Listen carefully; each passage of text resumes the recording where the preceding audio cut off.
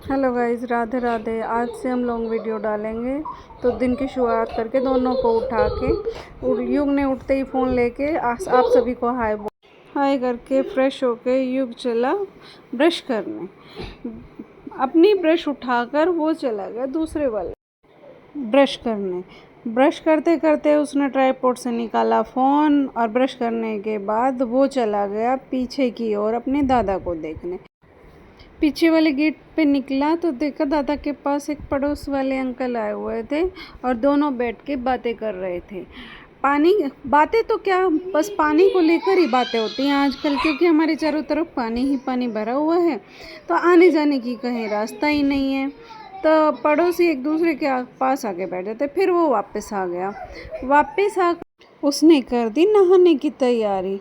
अपना टॉवल उठा के लाइट ऑफ करके वो चल पड़ा वॉशरूम की साइड। नहा धोकर बाथरूम से आके बोला मम्मी मुझे कुछ नाश्ते के लिए दो। तो मैंने उसको कॉर्नफ्लेक्स रेडी करके दे दिए। थोड़ी देर में उसको कॉर्नफ्लेक्स खाता देखकर मोनित भी मुझसे बोला कि मम्मी मुझे भी कुछ दे दो, मेरे को भी कुछ खाना है। तो मैंने उसके लिए भी ओट्स रेडी कर दिए। दोनों भाइयों ने ब्रेकफास्ट किया और ऐसे ही दिन में थोड़ा रेस्ट कर रहे थे, तब युग बोला मम्मी हलवा बनाओगे क्या? मैंने मना कर दिया। तो ऐसे ही वो दोनों शांत होकर लेटे रहे। बार बार बोलते रहे मुझसे कि मम्मी कुछ बना दो। मैं बोली क्या ही बनाऊँ, तुम्हारे तो खाने की लगी रहती है। फिर बोला युग आके कि मम्मी हलवा बना दो। मैं बोली बेटा हलवा तो नहीं बनेगा। फिर बोला मम्मी कुछ तो बना दो। फिर मोनित मेरे पास आया कि मम्मी फ्रेंच फ्राई बना दो। फिर मैंने बोला कि ठीक है फ्रेंच फ्राई तो बना ही देते हैं। फिर जाके युग उठा और बाहर जाके किचन में फ्रेंच फ्राई के लिए सामान रेडी करने लगा और ट्राइपॉड उठा के गया ताकि फ्रेंच फ्राई बनाते वक्त अपनी वीडियो ले सके। उसने पहले आलू उबाले, फिर आलू छीले और उनको कट भी खुद ही कर दिया। ज़्यादातर काम खुद ही कर दिया। फिर बोला फ्राई करने का काम मैं उस पर नहीं छोड़ती, फ्राई मैं ही करती हूँ। सारा सामान उसी ने रेडी करके दिया था, वैसे मुझे फ्राई मैंने किए थे। तो ऐसे ही उसने सामान रेडी करके दिया। फिर मैंने उसमें कॉर्नफ्लावर मिला के उसको फ्राई कर।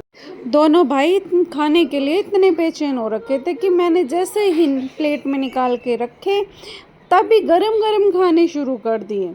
1 मिनट के लिए भी नहीं रुके, चाहे वो कितने भी गरम हो। फ्रेंच फ्राई बनाने के बाद मैंने लगाई मशीन। फिर मैं कपड़े धोने लगी। ऐसे ही कपड़े धोने के बाद क्या, मैं बीच में ही अंदर जा के देख रही थी। फिर पड़ोस वाला चीकू आया हुआ था, ये दोनों बैठ के आराम से टीवी देख रहे थे। बहुत सीधा लड़का है मोनित की, और इसकी बहुत बनती है। बल्कि मोनित की ना अपने भाई के साथ नहीं बनती है, युग की और मोनित की बहुत लड़ाई होती है। ऐसे ही बीच बीच में खिलौने पड़े थे मोनित के। फिर मैं बाहर जाके देखने लगी कि मौसम कैसा है। तो देखा मैंने बाहर जाके, बाहर तो सभा लगी हुई थी, पूरी पंचायत बिठा रखी थी।